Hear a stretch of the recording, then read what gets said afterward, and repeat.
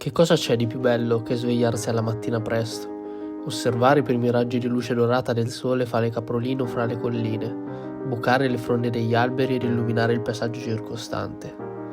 Probabilmente solo una cosa: armarsi di macchina fotografica ed entrare in punta di piedi nella natura, per mostrarvi i suoi schivi abitanti, per mostrarvi la bellezza di un mondo troppo spesso dimenticato e maltrattato, nella speranza di suscitare in voi un'emozione e di farvi vedere la natura con gli stessi occhi con cui la vediamo noi.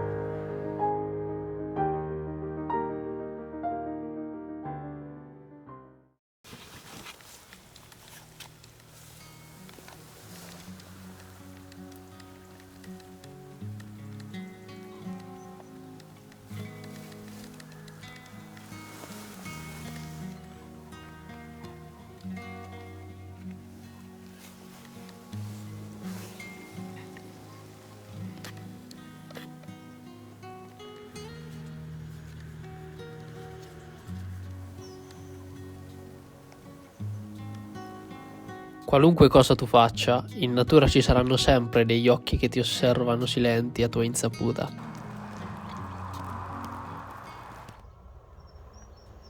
Ancora niente, aspettiamo un pochino. Ci sono passati 2 caprioli davanti, ma ora non li vediamo più. Il segreto, il più delle volte, è solamente quello di avere pazienza. Tanta pazienza. So che può sembrare una frase fatta o che ve lo sentiate ripetere molte volte, ma in fotografia naturalistica questo è particolarmente vero. Tutto arriva a chi sa aspettare.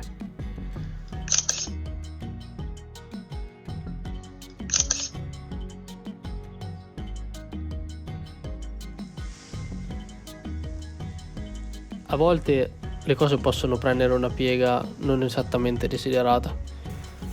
Chi fotografa al di fuori di aree protette o parchi nazionali questo lo sa bene e ci si può ritrovare in mezzo a battute di caccia. In questi casi vale la pena tentare un cambio di strategia. Se vuoi possiamo provare ad andare a fare qualche altro pezzo a piedi. Sì, proviamo a girare, fare un pezzo a piedi in qua.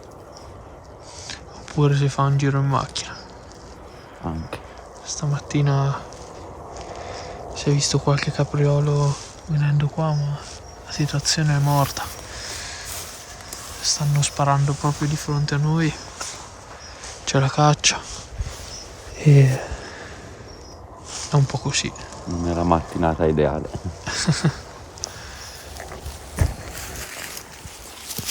Allora ragazzi, purtroppo stamattina qua è situazione abbastanza morta e proviamo a spostarci un po', facciamo un giro in macchina perché qua purtroppo c'è la caccia Sì. e gli animali sono scappati, cioè c'erano qualche capriolo proprio quando era ancora un po' buio, poi il nulla. E qua di solito escono abbastanza presto, quindi se ormai non è uscito niente, No. conviene fare un giro E cambiare di zona. perlustrazione, cambiare zona, insomma. Vediamo se troviamo qualcosa.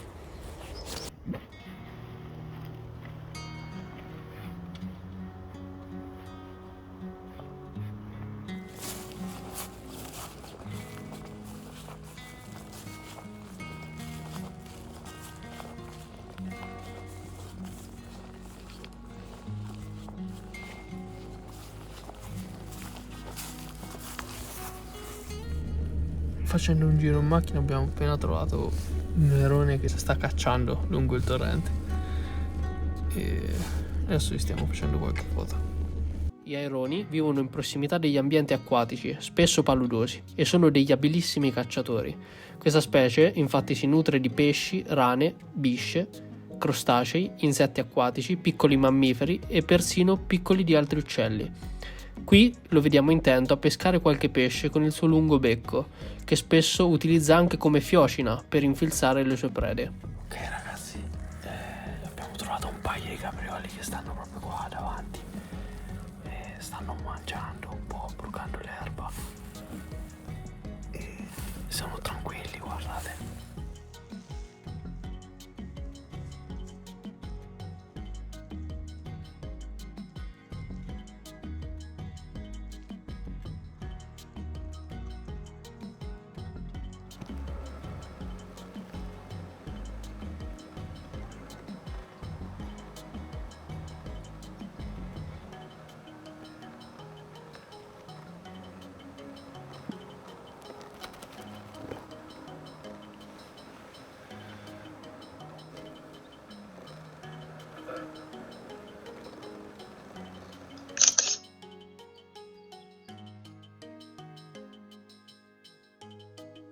Spostandoci verso casa, ci siamo imbattuti in un piccolo gruppo di aironi guardabuoi, degli ardeidi di medie dimensioni, più piccoli dell'airone cenerino che abbiamo visto prima, ma pur sempre degli abilissimi e formidabili cacciatori, che si spostano sul terreno in cerca delle loro prede.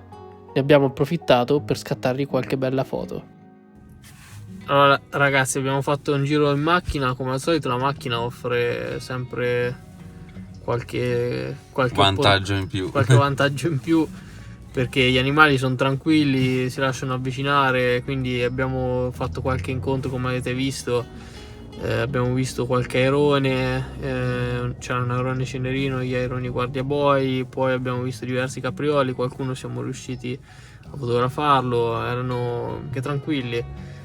E nulla, la mattinata è andata così, non abbiamo fatto chissà quali foto, però va bene così, ci continuiamo a provare, prima o poi avremo più fortuna. Qualcosa sì. Adesso se riusciamo ci spostiamo in una zona lacustre e quindi proviamo a fare qualche scatto magari ad aironi, cose del genere. Quindi abbiamo un po' di tragitto in macchina e poi vediamo insomma se c'è qualcosa, se riusciamo a fare qualcos'altro. Speriamo bene. Ciao. A few moments later.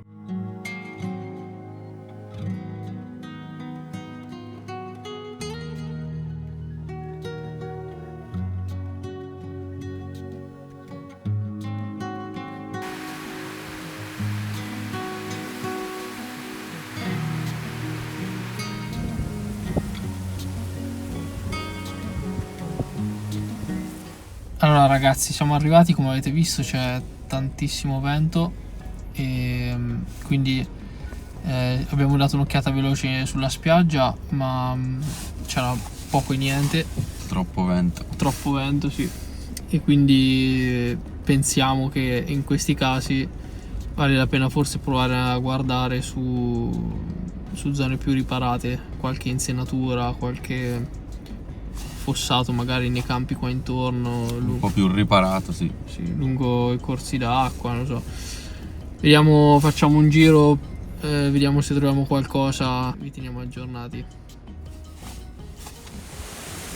Come pensavamo si trovano tutti lungo il fiume, perché è dentro un'insenatura, quindi qui il vento tira molto meno. Adesso proviamo a muoverci a piedi molto lentamente, silenziosamente. Qualcuno ci vedrà comunque cercheremo di non farci notare e disturbare il meno possibile. Cosa Proviamo. Importantissima. Esatto. Volevo. Gli animali hanno dei sensi molto più sviluppati dei nostri. Nel caso degli uccelli, ad esempio, la loro vista o il loro udito sono decisamente più acuti di quelli umani. Per questo motivo, cercare di guadagnarsi un vantaggio con questi animali, tentando di sorprenderli e non farsi vedere, è una strategia destinata a fallire miseramente. Quello che dobbiamo fare, piuttosto, è cercare di confondere l'animale e, muovendoci rannicchiati, non vedendo una figura slanciata che associano tipicamente all'essere umano che si muove nella loro direzione, riusciamo a guadagnare qualche metro importante. Altra cosa fondamentale è cercare di osservare molto bene l'animale quando tentiamo di avvicinarci e saper leggere i segnali di stress e di allerta che preannunciano che se farai un altro passo lui sarà costretto ad andarsene o volare via. Questo è ciò che dobbiamo cercare di evitare con tutte le nostre forze. E quest'ultima non è una cosa semplice da imparare, ci vogliono tanti anni di esperienza sul campo. Quanto detto si applica la cosiddetta caccia fotografica vagante, una tecnica fotografica in cui il fotografo si sposta attivamente alla ricerca dei soggetti da fotografare, a piedi o con altri mezzi, che è anche una delle tecniche più emozionanti e coinvolgenti che si possono effettuare in fotografia naturalistica. Queste che vi ho detto perciò erano alcune piccole accortezze che io utilizzo per cercare di minimizzare il disturbo. Ciò non significa che non sia giusto fare anche appostamenti, e sono entrambe tecniche che sia io che Francesco utilizziamo costantemente e con successo nelle nostre uscite fotografiche, cercando sempre di minimizzare il più possibile il disturbo. Prima di concludere la giornata, io e Francesco ci siamo spostati ulteriormente e come avete visto nelle precedenti clip abbiamo trovato molti soggetti da fotografare: una poiana, garzette, aironi, marangoni e chi più ne ha più ne metta.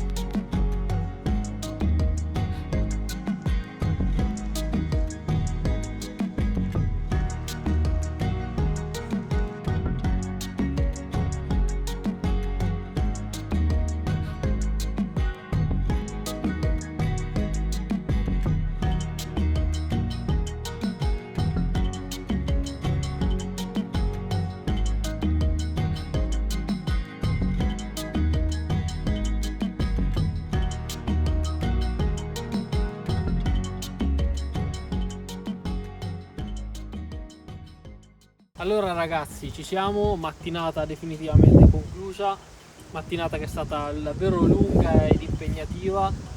Per me è cominciata alle 5:30, poco prima di Francesco.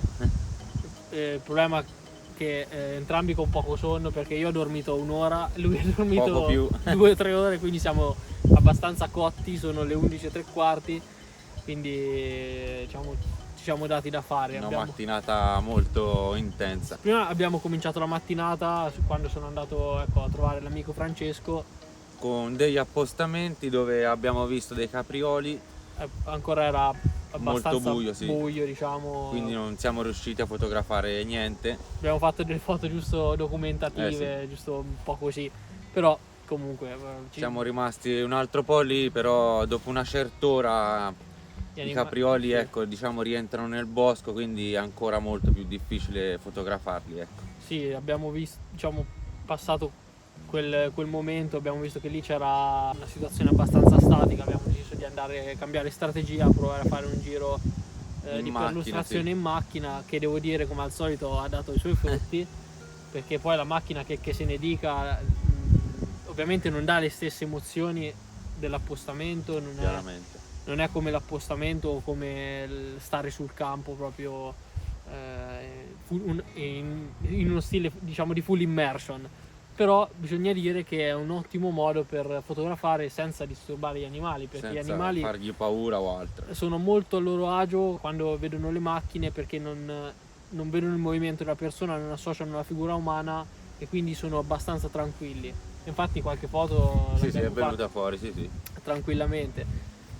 Dopodiché abbiamo deciso di cambiare proprio zona, di spostarci in una zona di lago, dove anche qui abbiamo fatto diversi scatti e filmati molto interessanti. Sì, diciamo abbiamo visto parecchi animali, abbiamo visto aironi cenerini, airone bianco maggiore, garzette, abbiamo visto mestoloni, poi c'era un po' di movimento, marangoni, cormorani, un po' di tutto. Quindi qualche scatto si è fatto, quindi diciamo che siamo soddisfatti della giornata. Della giornata. Ovviamente non abbiamo fatto chissà quali scatti, però il messaggio che vogliamo darvi è questo, cioè non bisogna sempre ricercare lo scatto perfetto, ma di vivere la natura, accontentarsi di questi piccoli momenti, anche avere solo l'animale a poche decine di metri, lo osservi fare le sue, diciamo, attività quotidiane che gli consentono di sopravvivere in un mondo difficile, che è quello della natura selvaggia, è sempre un grande privilegio. Quindi ecco, noi siamo contenti e ci vediamo presto con nuove avventure e speriamo di portarvi sempre dei contenuti migliori, sempre più interessanti. Ok, ciao ragazzi, alla prossima. Alla prossima.